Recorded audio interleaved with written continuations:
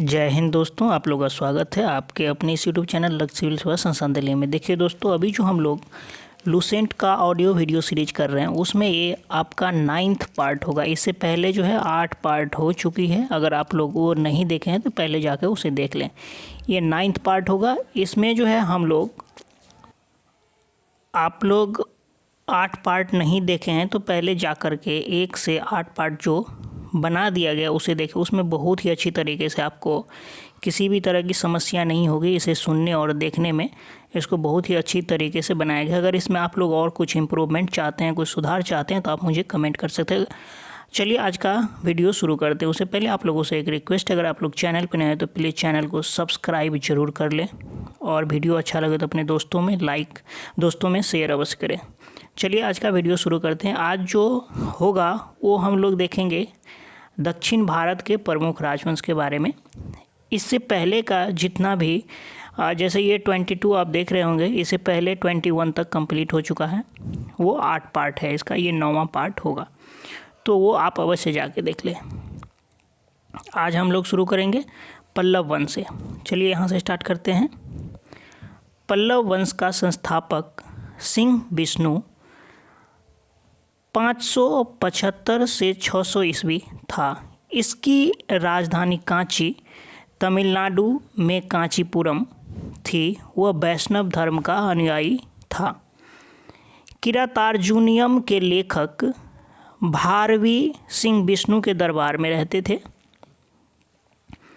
पल्लव वंश के प्रमुख शासक हुए क्रमशः महेश वर्मन प्रथम 600 से 630 ईस्वी, नरसिंह वर्मन प्रथम 630 से 668 ईस्वी, महेंद्र वर्मन द्वितीय 668 से 670 ईस्वी, परमेश्वर वर्मन प्रथम 670 से 680 ईस्वी, नरसिंह वर्मन द्वितीय 704 से 728 ईस्वी, नंदी वर्मन द्वितीय 731 से 795 ईस्वी। पल्लव वंश का अंतिम शासक अपराजित वर्मन 879 से 897 ईस्वी हुए। मत विलास प्रहसन की रचना महेंद्र वर्मन ने की थी। महेंद्र वर्मन शुरू में जैन मतावलंबी था, परंतु बाद में तमिल संत अप्पर के प्रभाव में आकर शैव बन गया था। महाबलीपुरम के एकाश्म मंदिर, जिन्हें रथ कहा गया है, का निर्माण पल्लव राजा नरसिंह वर्मन प्रथम के द्वारा करवाया गया था।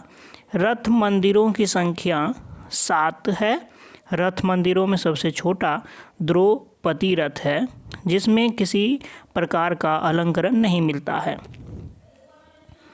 वातपी कोंड की उपाधि नरसिंह वर्मन प्रथम ने धारण की थी। अरबों के आक्रमण के समय पल्लवों का शासक नरसिंह वर्मन द्वितीय था। उसने राजा सिंह, मतलब राजाओं में सिंह, आगम प्रिय ब्रैकेट में शास्त्रों का प्रेमी और शंकर भक्त, शिव का उपासक की उपाधियां धारण की। उसने कांची के कैलाश नाथ मंदिर का निर्माण करवाया, जिसे राज सिद्धेश्वर मंदिर भी कहा जाता है। इसी मंदिर के निर्माण में द्रविड़ स्थापत्य कला की शुरुआत हुई। ब्रैकेट में महाबलीपुरम में सूर्य मंदिर है। कांची के कैलाश नाथ मंदिर में पल्लव राजाओं और रानियों की आदमकद तस्वीरें लगी है। 10 कुमार चरित के लेखक दंडी नरसिंह वर्मन द्वितीय के दरबार में रहते थे। कांची के मुक्तेश्वर मंदिर तथा बैकुंठ पेरुमाल मंदिर का निर्माण नंदी वर्मन द्वितीय ने कराया। प्रसिद्ध वैष्णव संत तिरुमंगई अलवार नंदी वर्धन द्वितीय के समकालीन थे। आगे देखेंगे राष्ट्रकूट।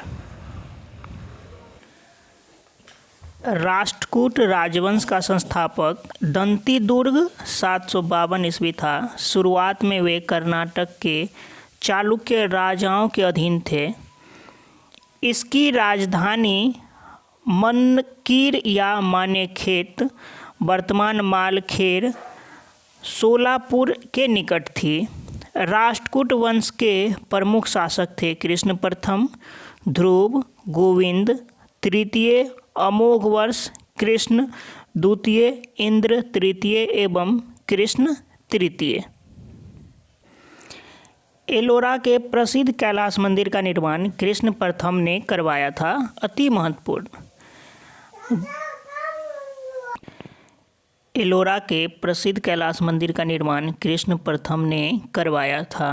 ध्रुव राष्ट्रकूट वंश का पहला शासक था जिसने कन्नौज पर अधिकार करने हेतु त्रिपक्षीय संघर्ष में भाग लिया और प्रतिहार नरेश, वत्सराज एवं पाल नरेश धर्मपाल को पराजित किया। ध्रुव को धारावर्ष भी कहा जाता था। गोविंद तृतीय ने त्रिपक्षीय संघर्ष में भाग लेकर चक्रायुध एवं उसके संरक्षक धर्मपाल तथा प्रतिहार वंश के शासक नागभट्ट द्वितीय को पराजित किया। पल्लव, पांड्य, केरल एवं गंग शासकों के संघ को गोविंद तृतीय ने नष्ट किया। अमोघ वर्ष जैन धर्म का अनुयायी था। इसने कन्नड़ में कवि राजमार्ग की रचना की। आदि पुराण के रचनाकार जिनसेन गणितासार संग्रह के लेखक, महावीराचार्य एवं अमोघ वृत्ति के लेखक सक्तायना अमोघ वर्ष के दरबार में रहते थे। अमोघ वर्ष ने तुंगभद्रा नदी में जल समाधि लेकर अपने जीवन का अंत किया। इंद्र तृतीय के शासनकाल में अरब निवासी अलमसूदी भारत आया। इसने तत्कालीन राष्ट्रकूट शासकों को भारत का सर्वश्रेष्ठ शासक कहा। राष्ट्रकूट वंश का अंतिम महान शासक कृष्ण तृतीय था। इसी के दरबार में कन्नड़ भाषा के कवि पुण्य रहते थे जिन्होंने शांति पुराण की रचना की। कल्याणी के चालुक्य तैलप द्वितीय ने 973 ईस्वी में कर्क को हराकर राष्ट्रकूट राज्य पर अपना अधिकार कर लिया और कल्याणी के चालुक्य वंश की नींव डाली। एलोरा एवं एलिफेंटा ब्रैकेट में महाराष्ट्र। गुहा मंदिरों का निर्माण राष्ट्रकूटों के समय ही हुआ। एलोरा में 34 शैलकृत गुफाएं हैं। इसमें 1 से 12 तक बौद्धों, 13 से 29 तक हिंदुओं एवं 30 से 34 तक जैनों की गुफाएं हैं। बौद्ध गुफाओं में सबसे प्रसिद्ध विश्वकर्मा गुफा ब्रैकेट में संख्या 10 है।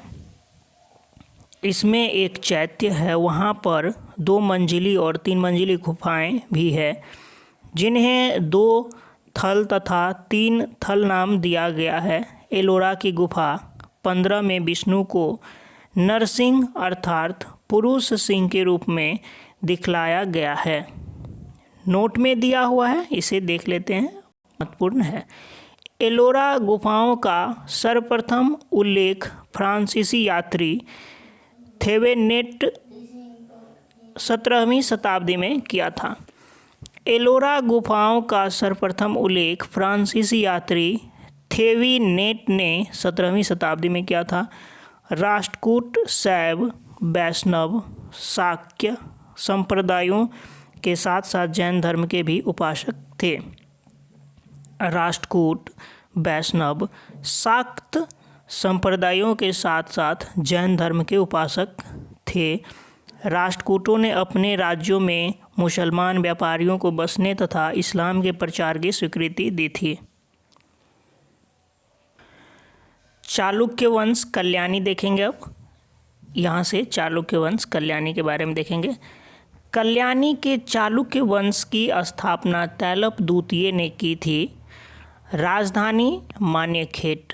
चालुक्य वंश ब्रैकेट में कल्याणी के प्रमुख शासक हुए तैलप प्रथम, तैलप द्वितीय, विक्रमादित्य, जयसिंह, सोमेश्वर, सोमेश्वर द्वितीय, विक्रमादित्य छठा, सोमेश्वर तृतीय एवं तैलप तृतीय।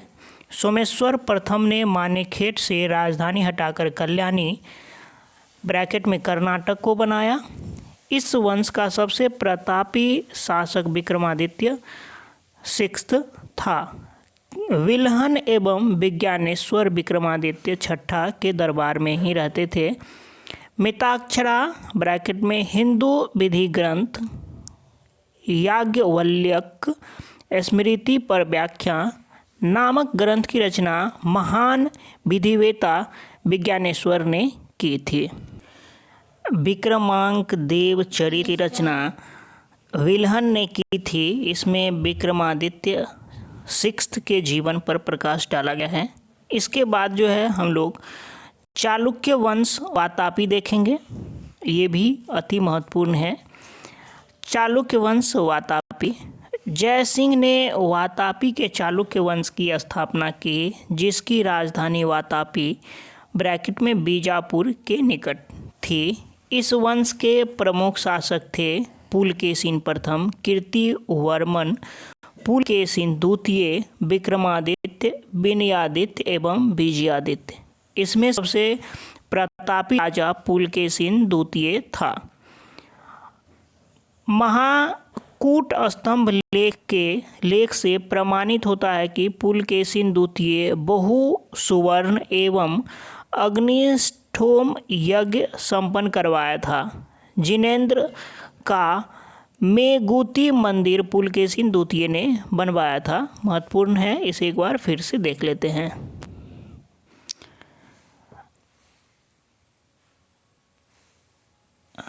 महाकूट स्तंभ लेख के प्रमाणित होता है कि पुलकेशिन द्वितीय बहु सुवर्ण एवं अग्निष्ठोम यज्ञ संपन्न करवाया था। जिनेंद्र का मेगुती मंदिर पुलकेशिन द्वितीय ने बनवाया था। पुलकेशिन द्वितीय ने हर्षवर्धन को हराकर परमेश्वर की उपाधि धारण की थी। इसने दक्षिणापथेश्वर की उपाधि भी धारण की थी। पल्लव वंशीय शासक नरसिंह वर्मन प्रथम ने पुलकेशिन द्वितीय को लगभग 642 ईस्वी में परास्त किया और इसकी राजधानी बादामी पर अधिकार कर लिया। संभवतः इसी युद्ध में पुलकेशिन द्वितीय मारा गया। इसी विजय के बाद नरसिंह वर्मन ने वातापी कोड की उपाधि धारण की। ऐहोल अभिलेख का संबंध पुलकेशिन द्वितीय से है। ब्रैकेट में लेखक रवि कीर्ति। अजंता के एक गुहा चित्र में फारसी दूत मंडल को स्वागत करते हुए पुलकेशिन द्वितीय को दिखा गया है। वातापी का निर्माणकर्ता कीर्तिवर्मन को माना जाता है। मालवा को जीतने के बाद विनयादित्य ने सकलोतरपथनाथ की उपाधि धारण की थी।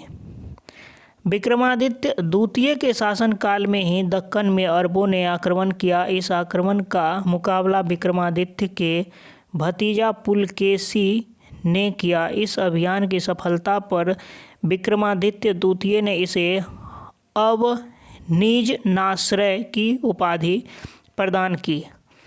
विक्रमादित्य द्वितीय की प्रथम पत्नी लोक महादेवी ने पट्टदकल में विरूपाक्ष महादेव मंदिर तथा उसकी दूसरी पत्नी त्रैलोक्य देवी ने त्रैलोक्येश्वर मंदिर का निर्माण करवाई। इस वंश का अंतिम राजा कीर्तिवर्मन द्वितीय था।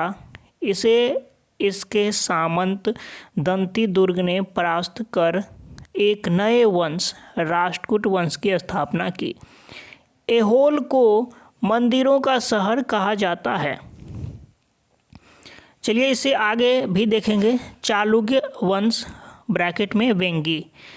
वेंगी के चालुक्य वंश का संस्थापक विष्णुवर्धन था।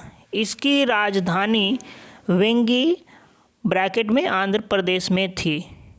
इस वंश के प्रमुख शासक थे जयसिंह प्रथम, इंद्रवर्धन, विष्णुवर्धन द्वितीय, जयसिंह द्वितीय एवं विष्णुवर्धन तृतीय। इस वंश के सबसे प्रतापी राजा विजयादित्य तृतीय था, जिसका सेनापति पंडरंग था। चोल नेक्स्ट देख लेंगे। चोल को 9वीं शताब्दी में चोल वंश पल्लवों के ध्वंसावशेषों पर स्थापित हुआ। इस वंश के संस्थापक विजयालय ब्रैकेट में 850 से 87 ईस्वी थे। इसकी राजधानी तंजाई ब्रैकेट में तंजौर या तंजावुर था। तंजावुर का वास्तुकार कुंजर मल्लन राजराज पेरुथच्चन था। विजयालय ने नरकेसरी की उपाधि धारण की और निशुंभ सुदिनी देवी का मंदिर बनवाया। चोलों का स्वतंत्र राज्य आदित्य प्रथम ने स्थापित किया। पल्लवों पर विजय पाने के उपरांत आदित्य प्रथम ने कोदंड राम की उपाधि धारण की। चोल वंश के प्रमुख राजा थे परांतक प्रथम, राजराज प्रथम, राजेंद्र प्रथम, राजेंद्र द्वितीय एवं कुलोत्तुंग। तक्कोलम के युद्ध में राष्ट्रकूट नरेश कृष्ण तृतीय ने परांतक प्रथम को पराजित किया। इस युद्ध में परांतक प्रथम का बड़ा लड़का राजादित्य मारा गया। राजराज प्रथम ने श्रीलंका पर आक्रमण किया। वहाँ के राजा महिम फिफ्थ को भागकर श्रीलंका के दक्षिण जिला रोहन में शरण लेनी पड़ी। इसे एक बार फिर से देख लेंगे।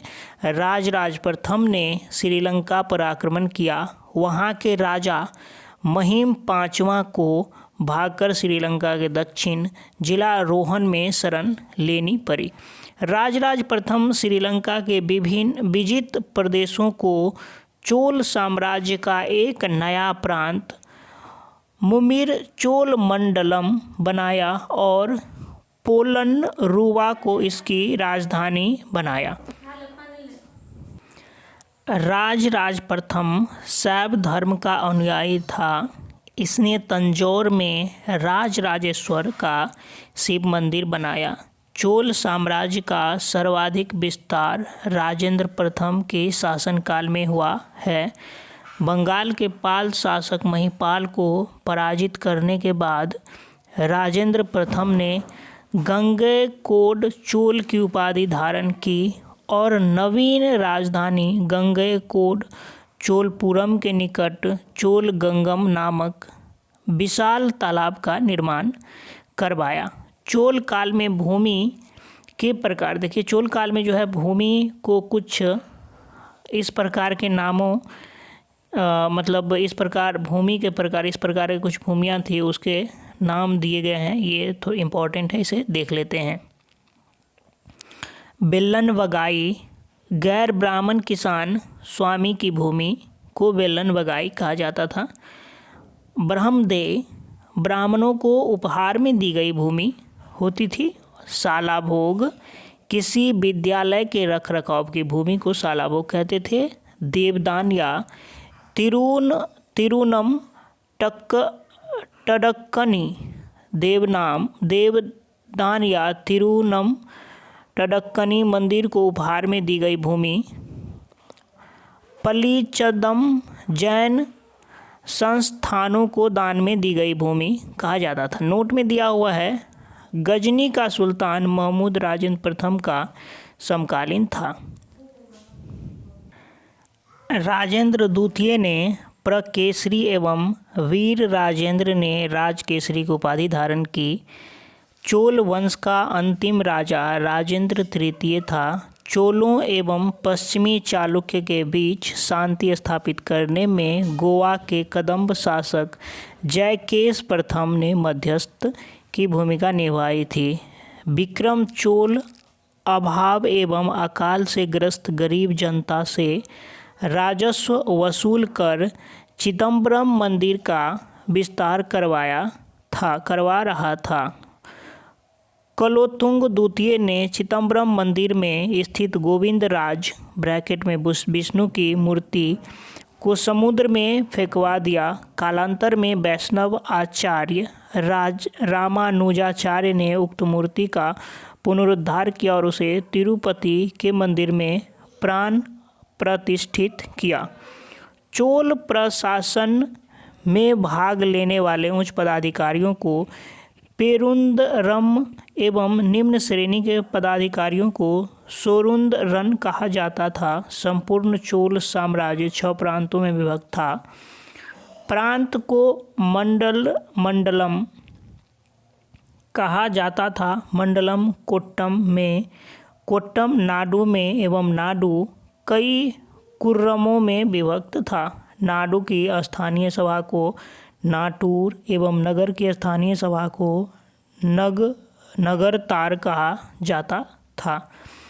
बेल्लाल जाति के धनी किसानों को केंद्रीय सरकार की देखरेख में नाडु के कामकाज में अच्छा खासा नियंत्रण हासिल था। उनमें से कई धनी भूमि स्वामित्व को चोल राजाओं के सम्मान के रूप में मूवेदवेलन 3 राजाओं को अपनी सेवाएं प्रदान करने वाला वेलन या किसान अरैयार ब्रैकेट में प्रधान जैसी उपाधियां दी। उन्हें केंद्र में महत्वपूर्ण राजकीय पद सौंपे।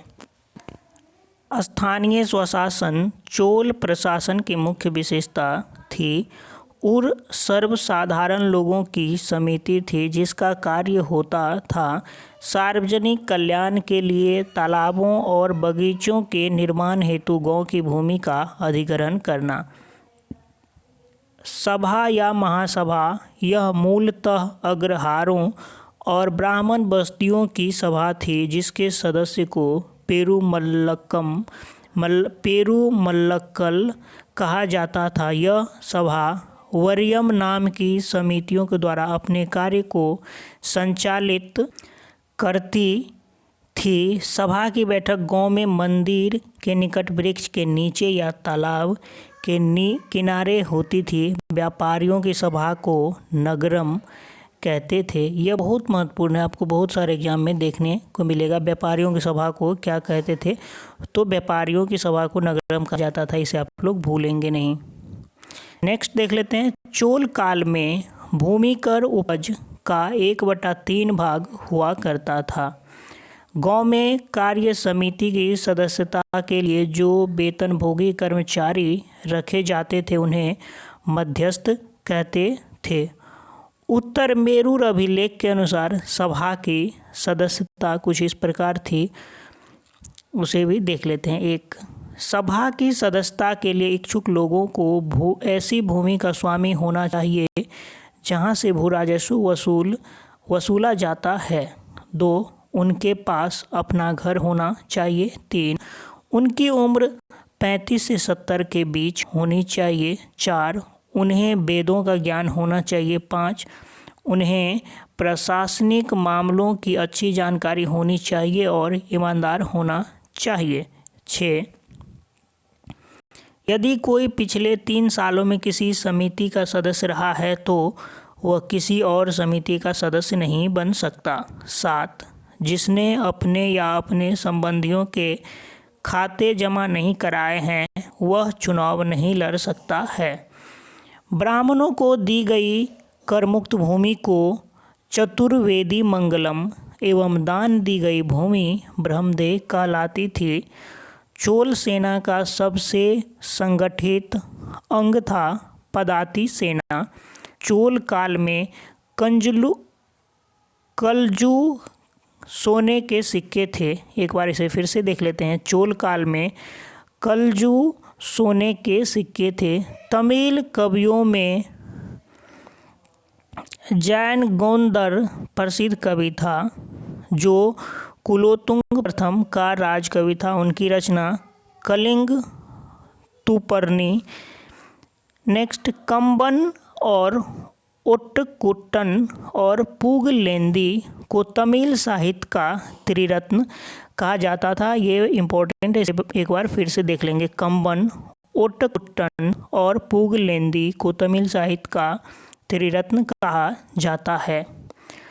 पंप, पुन एवं रत्न कन्नड़ साहित्य के त्रिरत्न माने जाते हैं। एक बार इसे फिर से देखेंगे, अति महत्वपूर्ण है। पंप, पुन एवं रन कन्नड़ साहित्य के त्रिरत्न माने जाते हैं। पर्सी ब्राउन ने तंजौर के बृहदेश्वर मंदिर के विमान को भारतीय वास्तुकला का निकष माना है। चोलकालीन नटराज प्रतिमा को चोल कला का सांस्कृतिक सार या निचोड़ कहा जाता है। चोल कांस्य प्रतिमाएं संसार की सबसे उत्कृष्ट कांस्य प्रतिमाओं में गिनी जाती है। शैव संत ईशान शिव पंडित राजेंद्र प्रथम के गुरु थे। चोल काल ब्रैकेट में 10वीं शताब्दी का सबसे महत्वपूर्ण बंदरगाह कावेरीपट्टनम था। चोल काल ब्रैकेट में 10वीं शताब्दी का सबसे महत्वपूर्ण बंदरगाह कावेरीपट्टनम था। बहुत बड़ा गांव जो एक इकाई के रूप में शासित किया जाता था तनियर कहलाता था। एक बार फिर से इसे देखेंगे। उत्तर मेरूर शिलालेख जो सभा संस्था का विस्तार वर्णन उपस्थित करता है परांतक प्रथम के शासनकाल से संबंधित है। चोलों की राजधानी कालक्रम के अनुसार थी उरैयूर, तंजौर, गंगैकोंड, चोलपुरम एवं कांची। चोल काल में सड़कों की देखभाल बागान समिति करती थी। चोल काल में आम वस्तुओं के आदान प्रदान का आधार धान था। चोल काल के विशाल व्यापारी समूह निम्न थे: वलंजियार, नानादेशी एवं मणिग्रामम। विष्णु के उपासक अलवार एवं शिव के उपासक नैनार संत कहलाते थे। इस वीडियो में इतना ही रखेंगे। इसके नेक्स्ट वीडियो, ये आपका 9th पार्ट था। इसका जो नेक्स्ट अगला पार्ट होगा वो आपका 10th पार्ट होगा। तो 10th पार्ट बहुत जल्द ही आप लोगों के लिए लाया जाएगा। 10th से पहले ये 9 था और 9 से पहले 8 पार्ट हो चुका है। आप लोगों से जा कर के देख लेंगे। डिस्क्रिप्शन बॉक्स में टेलीग्राम चैनल का लिंक है, आप लोग टेलीग्राम से जुड़ें। वहाँ आपको हर एक चीज़ का अपडेट दिया जाता है। सीटेट में जो भी चीज़ें होती है, आपके 5 पार्ट होते हैं, उसका पूर्ण रूप से तैयारी करवाया जाता है। उसके बाद ये अभी लूसेंट का ऑडियो वीडियो चल रहा है। अभी जो है वर्तमान में बिहार बोर्ड 10th का एग्ज़ाम होने वाला है। उसमें 50% ऑब्जेक्टिव आपको पूछा जाता है। जैसे 100 नंबर का एग्ज़ाम होता है तो उसका 50% 50 नंबर होता है। तो 50 नंबर का एग्ज़ाम आपका ऑब्जेक्टिव होता है। उसके लिए एक सीरीज़ चलाई जा रही है। अगर आप उसको देख लेते हैं तो निश्चित रूप से आपको 50 में 50 नंबर आपको आ जाता है। इसीलिए आप लोगों से रिक्वेस्ट है, उन बच्चों तक भी इस चैनल को शेयर करवाएं, उन तक भी पहुंचाएं कि जो 10th में पढ़ने वाले नए बच्चे हैं उनको भी इसका लाभ मिल सके। आशा करते हैं आप वीडियो को लाइक अवश्य करेंगे, एक प्यारा सा कमेंट करेंगे, क्योंकि आपके लिए मैं इतना मेहनत करता हूं। तो आपका लाइक, कमेंट और शेयर ही मुझे मोटिवेट करता है कि आपके लिए मेहनत करते रहें।